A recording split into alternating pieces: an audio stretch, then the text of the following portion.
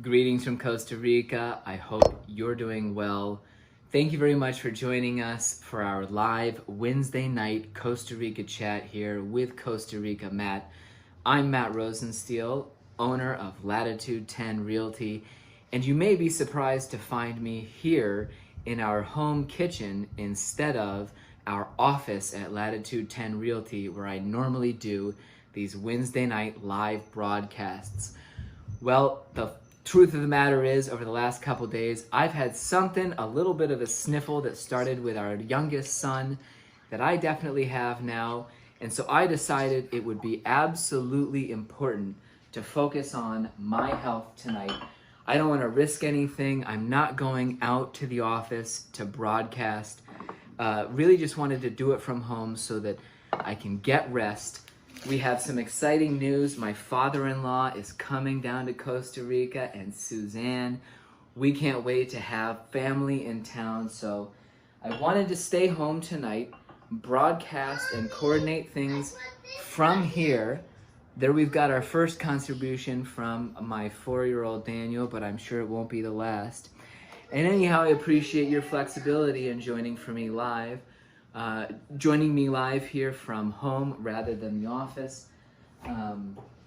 Tonight, our topic is going to be comparing Playas del Coco with Playa Tamarindo.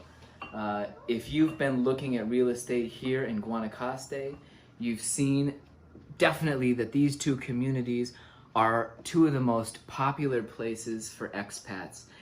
I have Cynthia Ureña, who will be joining me, and a spectacular colleague. She's with Coldwell Banker, Coast to Coast Properties in Coco. She's gonna give us insight into what's going on in Coco. We talk about comparing Coco and Tamarindo so that if you're out there and, searching for real estate, maybe you can save yourself a trip and understand the difference of these two communities based on the information that we give. We go over everything from private school options to real estate, obviously. We also touch base on things such as the typical people who are moving to each community, the pros and cons of Coco versus Tamarindo. So I really appreciate you joining me. Once again, our live Wednesday night chats are going to be always broadcast at 7 p.m. Costa Rica time. That's currently 9 p.m. Eastern time, though that does change. And as I said, my name is Matt Rosensteel, today broadcasting from home so that I could really be sure to focus on recuperating as fast as possible for my in-laws' visit tomorrow, and also just not taking any risks whatsoever in this climate. So thanks very much for joining us. Our topic tonight is Tamarindo versus Coco. Stay tuned.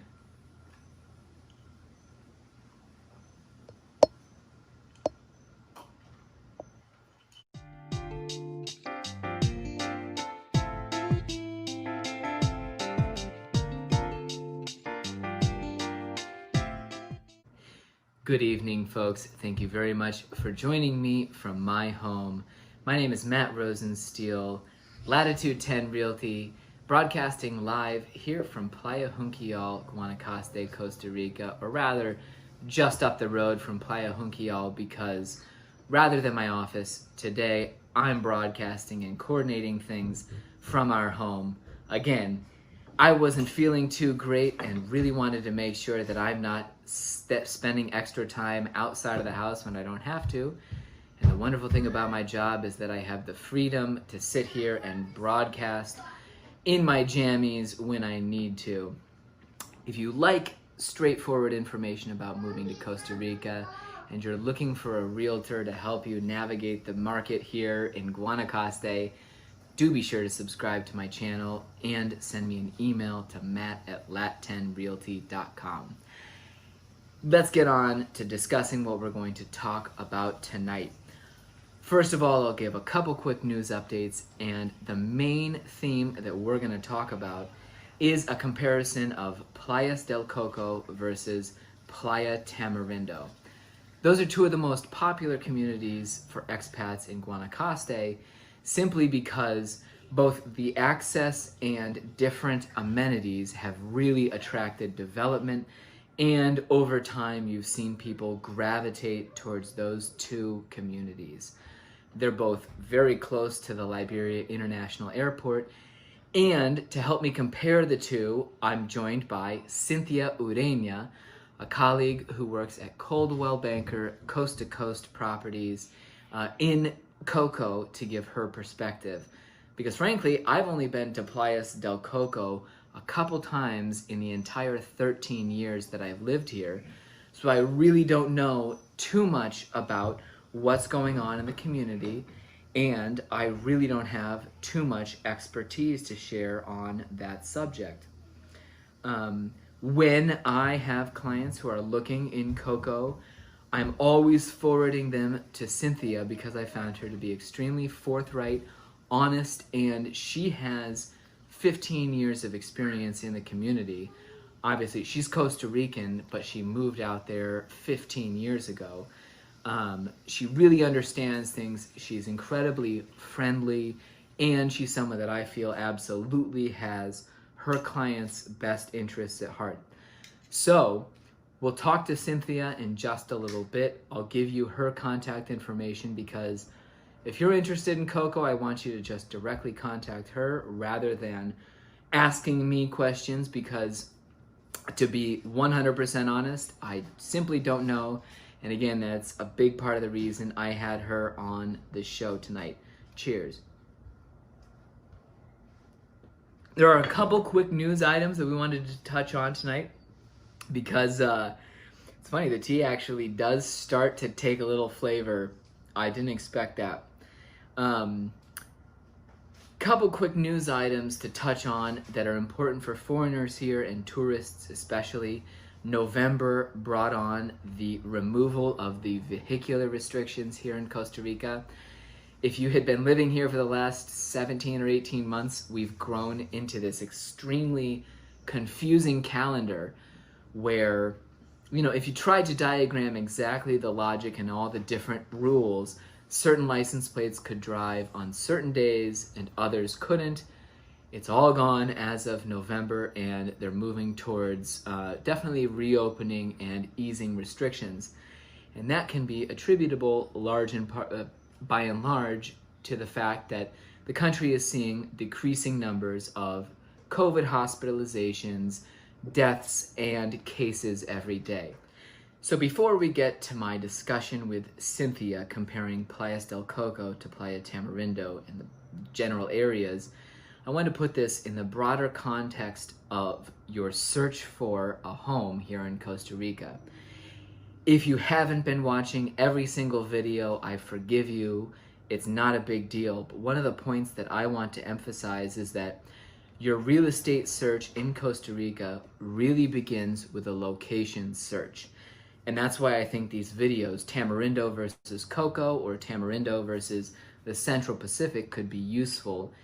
Because on your first trip to Costa Rica, you're not looking at condos, you're not looking at homes, you're really not going to be, generally speaking, focused on different properties and specific listings. Instead, in your first trip to Costa Rica, you should really find out where you're going to be comfortable and what's going to feel like home someday when you move here. For some people, there can be broad types of communities that work.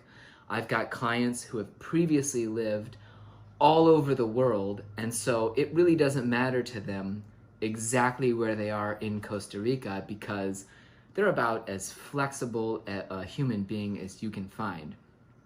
One name that comes to mind is Glenn, who moved here without seeing Costa Rica, who's been all over the world and immediately fell in love and has been super content here.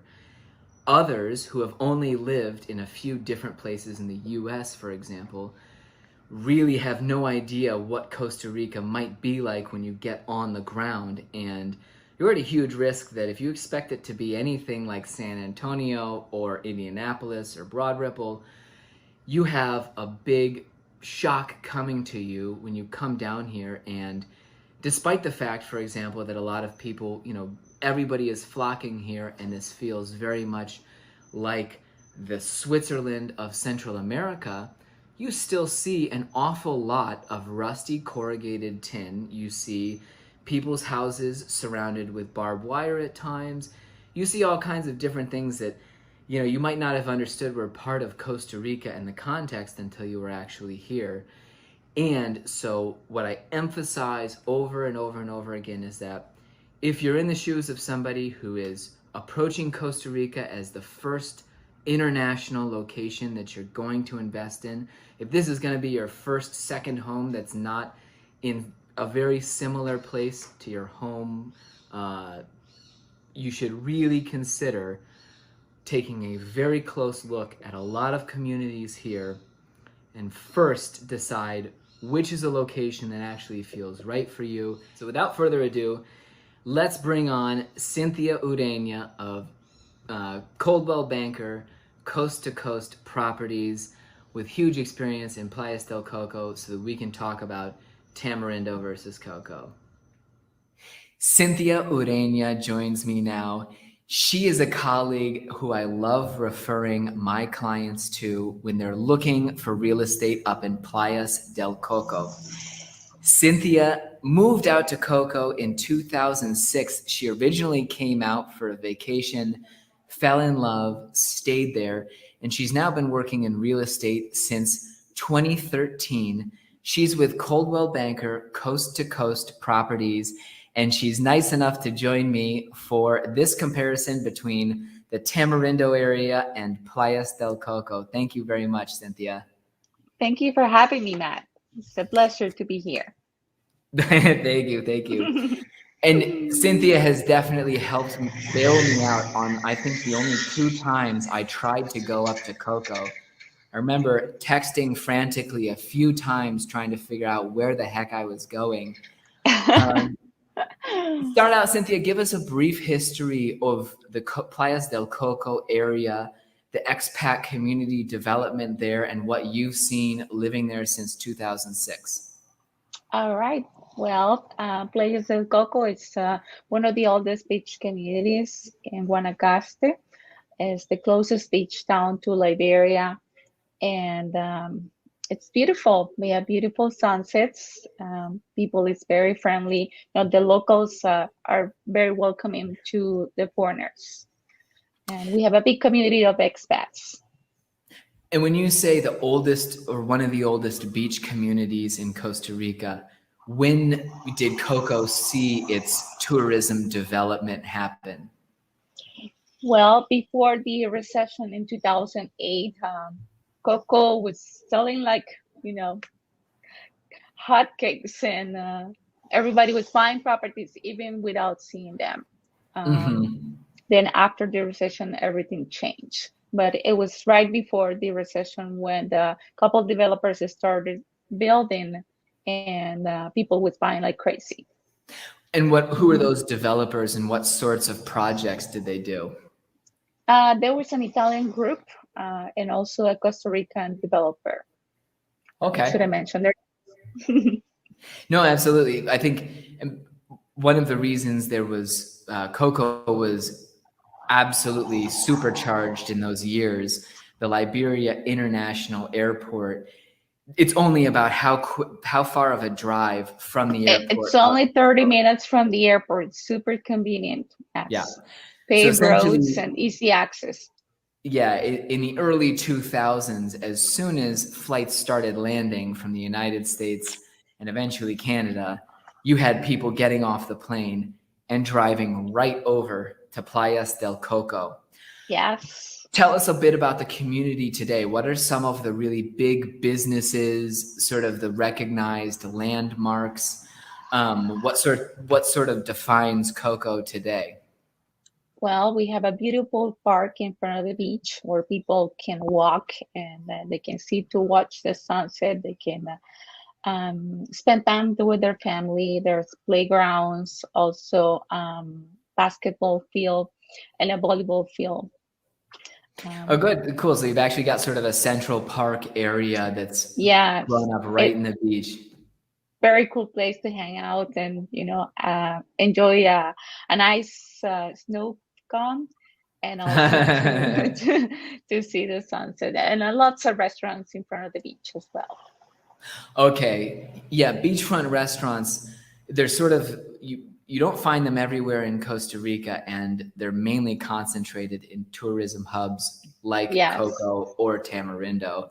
yes. If you're in Playas del Coco and you want an amazing, the best beachfront meal possible, that's not just a tourism restaurant, but somewhere that does amazing food, where should somebody go?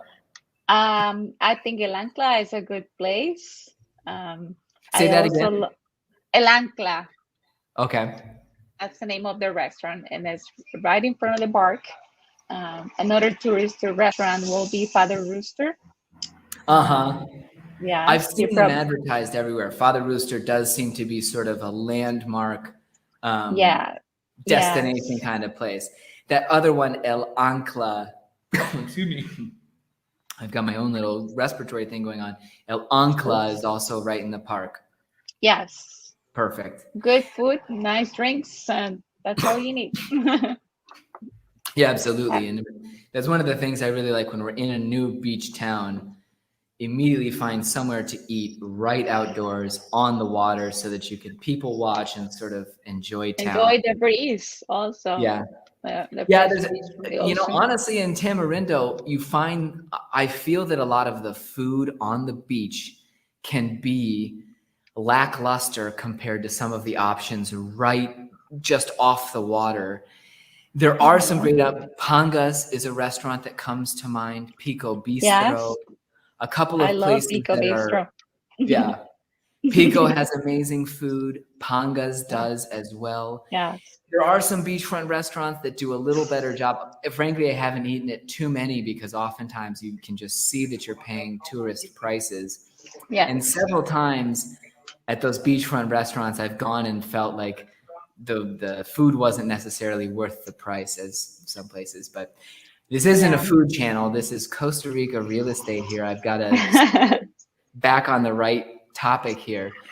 Tell us some of the top reasons that expats choose Playas del Coco. They've looked all over Costa Rica or maybe all over Guanacaste, and they say, this is the right place for me. What are those top 5 reasons or top 3 reasons that they're picking Coco? Well, I find that people feel comfortable having access to services, banks and doctors and pharmacies that where people can speak their language. And Mm-hmm. most people around Coco speak English, which is really good. Let me see what else. What Well, are the some of the beach. biggest sort of outdoor attractions or sports that are people are focused on in your area? Yeah, I was gonna go there next. The beaches is actually very nice. It's calm water, so you can swim, paddleboard, kayak. You can do a lot more than just surfing. There's Uh-huh. also a beautiful and nice walking path that goes from one side to the beach to the very end, where Mm-hmm. people ride their bikes. They do jogging, they walk their dogs. It's a really good spot to exercise in the mornings. And there Yeah, are I no, feel clearly that's one of the important reasons you see the concentration of expats in a lot of places in Costa Rica. First of all, the amenities and access to healthcare, those yes, other important things that people need to feel comfortable. I would say just offhand, I would guess that cocoa is somewhere between 30 and 50%, or maybe even a greater percentage larger than tamarindo itself. So you definitely have a very high level of services provided to expats. Um, what about private school options? Can families move down to Coco or the surrounding beaches and have access to a variety of private schools? And sort of what do those look like up there? yes, there are very good schools. There's dolphins, lakeside, sea wonders, and those are nearby Coco, and they're How very large good are those schools. student? I don't have that information with me, but my son used to go to Dolphins, and I felt pretty comfortable with him at that school. Their campus is big. They have lots of green space for them to play, especially now with COVID. It's good for them to have a lot of space. Yeah, absolutely. No, I think that one of the biggest reasons people have been moving to Costa Rica in general, that we saw a lot of movement in Tamarindo, Same. families whose kids could they really didn't want their kids to be remote learning was a big push. Yes. And they are also looking for a better kind of education for their kids that might not be quite as formal and desk oriented as systems in the US and Canada. And Yeah. lately in our area down in Tamarindo, I would say that that's one of the biggest, it has to be one of the single biggest growing cohorts of people in our area. Hmm. Really lots of younger families moving down with their kids. We have a Waldorf school where my sons go, and then 5 Uh-huh. or 6 private options that, are constantly growing now because there's such an Yes. influx of families. Yeah, La Paz recently opened a school in near Coco, only 15 minutes from Coco. And La Paz is a great school. Oh, so La Paz opened sort of a franchise up there or a different Yes. school? I did Mm-hmm. not know that. Yes. I've been intending to get to a round of school videos and eventually show these educators who's working in our area. I Mm-hmm. have not done so yet, but it's one of the reasons, if you're watching out there, you should be subscribed to my channel so that you will see those videos when they eventually get made. Yeah, I have few clients who actually moved to Coco, and their intention was to spend a couple of months in town and to send their kids to the school, and they end up moving full time because they find our schools are good schools, and they feel comfortable living in Coco.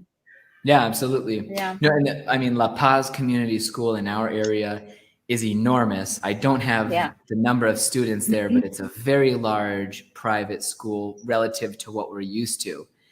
10 years ago, all of these options were fewer and there were Mm-hmm. smaller student bodies, and that's been sort of an explosion.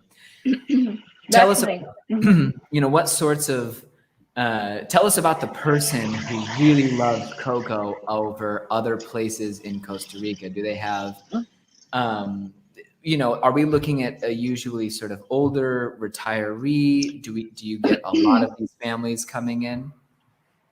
Well, lately, younger families have been moving to Coco and investing in the area, but our main community is filled with retired people. Mm-hmm. Yeah, and I think obviously it sounds, you were mentioning the calm water in Coco itself. You're looking at a huge dynamic change between Cynthia's talking about the calm water, kayaking, swimming, a Yes. boardwalk, really sort of this atmosphere that a lot of us remember from a ton of beaches in the US. Tamarindo, you definitely have that perfect beginner's surf wave that over time has meant that Tamarindo brings everyone in the world who wants to learn to surf or have a quick vacation Yes. and get on their board. And you very much see that dynamic where, a lot of people walking in Tamarindo on a daily basis are carrying boards. They're not wearing a shirt. They might be anywhere between 25 and 35. Yes. And a lot of people are, staying in hostels, some of them, with 8 of them to a room sort of surfing. I don't know if you guys sort of see that movement as well. We don't have as many hostels in town. Small hotels, yes. Lots of condos. Our area is very strong in rentals, I guess, because of the proximity with the airport and the access to all services. Um, Mm-hmm. Well, let's talk about rentals right now. Lots of people are looking for anything that they can get into long term. In Tamarindo and in the surrounding communities, I feel like there is almost zero rental availability outside of short-term vacation rentals at the moment. Have you seen that issue in Coco at all? Same, yes. It's been like that for many years. There's always been a shortage in long-term inventory in our area. You know, most people want to do vacation rental because they want to get to use their properties once in a while. And it's Yeah. even more difficult for people with pets. Yeah. Because not Absolutely. everybody's willing to accept a pet in their property. You know, are people who are purchasing condos in Coco right now, can they expect to see, you know, sort of a return on investment potential condo, or are they just sort of paying operating costs and maybe having a little bit of money left over? Yeah, the second option will be, like you said, you know, they will pay the expenses and make a little money, but I don't think someone will make a living out of that. Mm-hmm. And yeah, absolutely. In Tamarindo, I would say that expenses are 100% covered by almost every condo. You're starting to see some net return on investment potential there, perhaps because, you know, especially being concentrated right in downtown Tamarindo, we've had a construction moratorium since 2005 that limited commercial development. And maybe overall there's, you know, not quite as many units for rent, you know, available for rent right within Tamarindo. It's super interesting data to get together to actually quantitatively compare how much is available in Coco versus Tamarindo. But I would guess that Tamarindo has fewer rental rooms available on any given, you know, sort of day of the year, at least those prime locations by the beach. Yes. If you're referring to the high season or the holiday weeks, it's very, you know, people book far in advance. So someone waiting for last minute booking might not find a place. Totally. And that's when my wife was in property management, we could never believe the calls we would get on Christmas Eve. Yes. The biggest tourism Like day good of the because year. Estamos buscando una opción que sea cómoda y donde podemos hospedar a unas 15 personas. You know? So basically, we'd get these calls and people are trying to find a great option for 20 people last minute, and we see it for both 2 nights. Coco. Yeah. So let's talk about in Playas del Coco right now. If you have a buyer who says, I'm looking for, you know, really the exceptional value to have a Coco property, you know, are there interesting new projects happening? Are there particularly good investments that you feel strong about? Any sort of hot inventory you want to mention? There's a lot of specs home being built, and most ocean view homes go from over 700,000. Lots of condos are still available, but prices have been going up since last year. It's probably the same in your area, but 2021 has been a busy year, and we didn't expect it to be that way, of course, with COVID. But it's been good, yeah. And so we're running out of inventory in our area, and right now there isn't much construction going on because of the water. Also, construction cost has gone up 25%. Yeah. So which makes, you know, resales cheaper than buying new construction. Yeah, and when you mentioned the water, Coco was affected by the same moratorium on new water access that affected everywhere south, if I'm not mistaken. It was the whole swath of coast from essentially the drought years in 14 and 15 until recently with the pipeline. Now, has the new Sardinal pipeline reached Coco? Yes, and it's been slowly picking up, you know, the people to the new water line, but it's taking time. It's everything in Costa Rica. Yes, well, absolutely. No, and I mean, I think it's an interesting example of, you know, at least the government did intervene at one point where there clearly wasn't enough water. They stopped construction sensibly and have been opening up this water pipeline.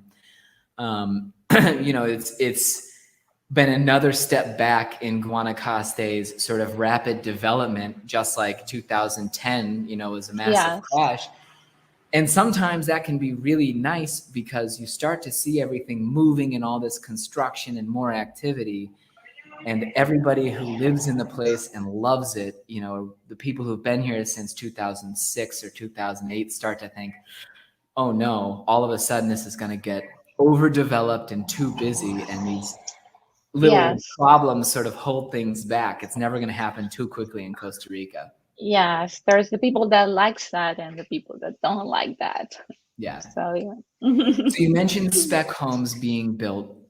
Can you find a 2-bedroom or 3-bedroom new home within walking distance to the beach in Coco itself, or do you need to go Yeah. outside? No, Coco itself is a small town, so most homes are being built in the gated communities and Okay. also within 10 minutes from the beach. So yeah, Walking, driving? walking and driving.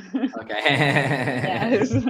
And so if you're looking at one of these new build 2-bedroom homes in Coco, what sorts of price points are we talking about if you want to be walking distance from water? Over 600,000. That Prices doesn't are over. surprise me one bit. Yeah. It Yeah. always It's always breathtaking to hear the numbers. I mean, so currently in Yeah. Tamarindo, for example, you do have one project that's offering 3-bedroom new build homes. They sold out their first 10, they were priced at $290, and now they've gone to $340. And that's, it's a good, very healthy walk to the beach from that Yes. project. We have 3-bedroom condos with ocean views that are going up, 5 or 6 blocks from the beach. Those are priced right around $700 because they have beautiful ocean views.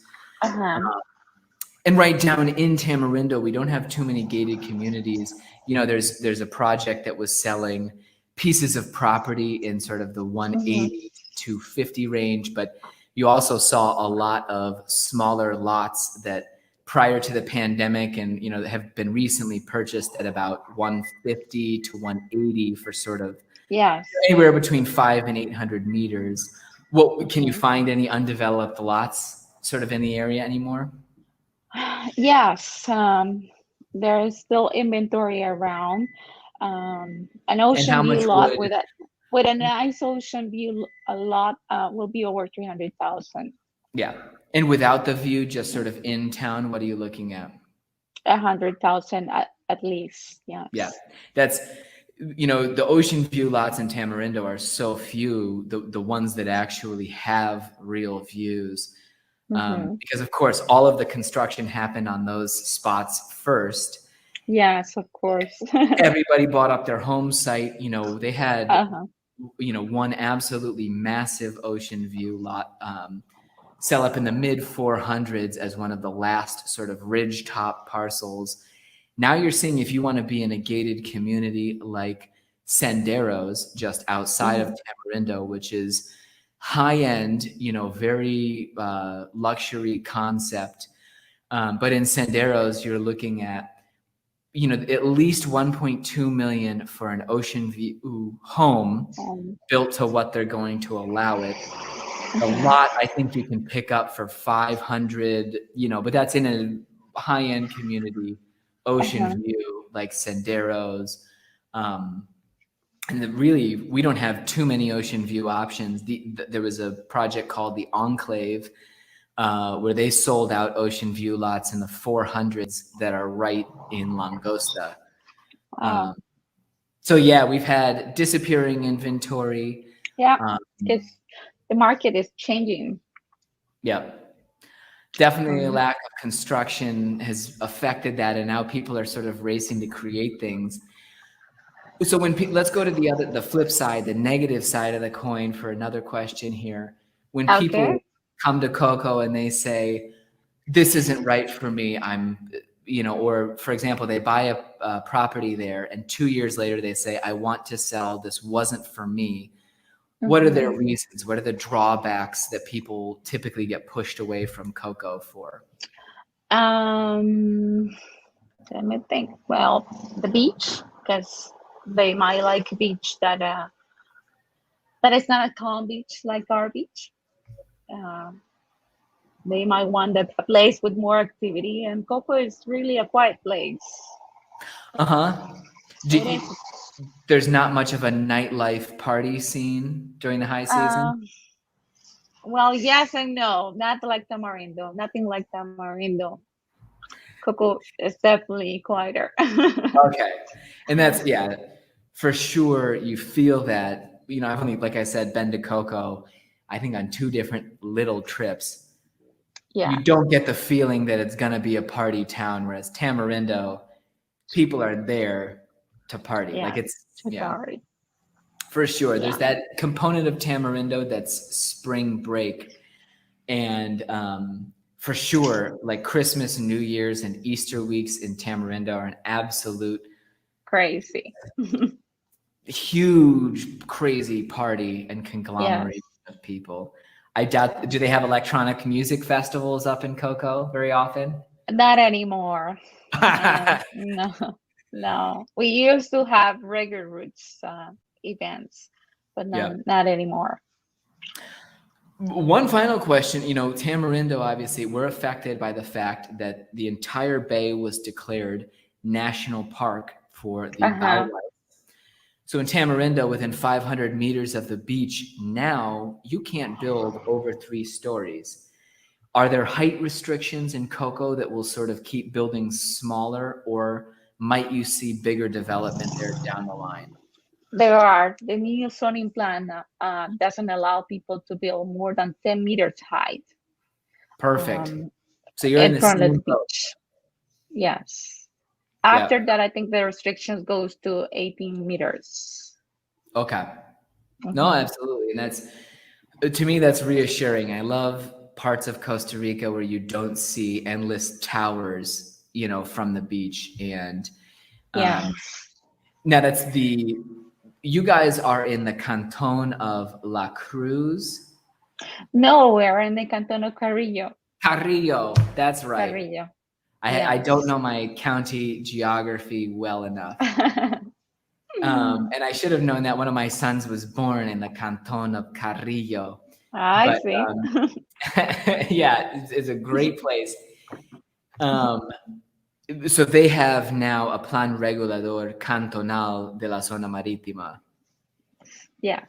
When was that implemented, just out of curiosity? 5 years ago, maybe. Okay, and that's, Yeah, not too long ago. yeah, we're in the same boat there, where the Santa Mhm. Cruz municipality has been ordering the zona marítima. These plans, for the people who didn't understand those words I blurted out, these regulatory plans for the coast were both a huge nightmarish process, because it was the first real zoning that they did of this area Yeah. where they, fit modern reality. And it And involved a lot of governmental institutions that, of course, work very slow. yeah, you had the housing ministry, Yes. environmental ministry, Setena, Pena, everybody in Timbo, Costa Rica, and ICT. yeah, the Instituto Costarricense de Turismo, which is the Yeah. tourism ministry, and they, among many entities here in the government, have been known at times to delay things. But just, everybody's going to delay things. The post office delays things. We have these zoning plans now after years and years of work. They've brought about, sort of ordering to the zona maritima, the maritime zone. And one of the big positive results is, yes, they've limited height of construction and really tried to bring development under control, whereas previously it was just the Wild West and people could do pretty much whatever they wanted. Yes. Well, I think Cynthia, it's a thank good you very I much think for it's a joining good me. thing. I think it's very good. I was recently in Mexico and the big buildings in front of the beach, it doesn't look that good. No. Yeah, absolutely. It's amazing that they achieved these plans eventually. to me, it's part of a range of things in Costa Rica that over the last decade, you've gone from, I was living in a town with just one satellite telephone operated by a guy to now they have, internet at the school there. We all have Yes, fiber optic internet at the fiber coast. optic. The government is accepting all kinds of forms online now. Like you can get a building permit electronically. You can request all kinds of things from the municipality electronically. We're getting there. It's crazy. And every time these little conveniences make life that much easier, it's kind of like, it's really amazing. Life is getting more efficient here over time. Easier. We do have things like zoning plans. You're not going to see quite as much uncontrolled development. And in places like Tamarindo and Coco, you've got access to public information. Yeah, everything you need to make a secure investment. If you want to look at Playas del Coco for real estate, I'm going to put Cynthia's email address in the description of this video. Don't waste time by trying to reach out to me first and then asking for Cynthia. Just reach out to her, get in touch about real estate up there or any kind of advice because she's got 15 years of experience in the area. She's one of the most helpful people I've ever met. She was helpful enough to come on today and join me and volunteer her time. Thank you, Matt. And I'll be happy to assist any client who's willing to come by my area and check it out. Absolutely. Cynthia, we'll put them in touch with you. Again, really appreciate Thank you so much. Yeah. You're great. Thanks very much for joining me, folks, or rather, thanks very much in advance. You might have guessed that we've pre-recorded a couple segments this evening. We'll be here live on Wednesday nights, 7 p.m. Costa Rica time, rain or shine. No matter what happens, do be sure to subscribe to my channel because, as always, it makes me feel incrementally more self-important. Have a good evening and pura vida.